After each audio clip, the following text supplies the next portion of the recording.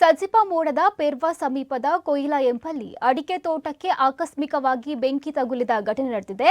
ಪೆರ್ವಾ ರಸ್ತೆಯ ಬದಿಯ ಗಿಡಗಂಟಿಗಳಿಗೆ ಆಕಸ್ಮಿಕವಾಗಿ ಹಚ್ಚಿಕೊಂಡ ಬೆಂಕಿ ಜೋರಾಗಿ ಉರಿಯುತ್ತಾ ಹತ್ತಿರದ ಅಡಿಕೆ ತೋಟಕ್ಕೆ ಕೂಡ ಆವರಿಸಿದೆ.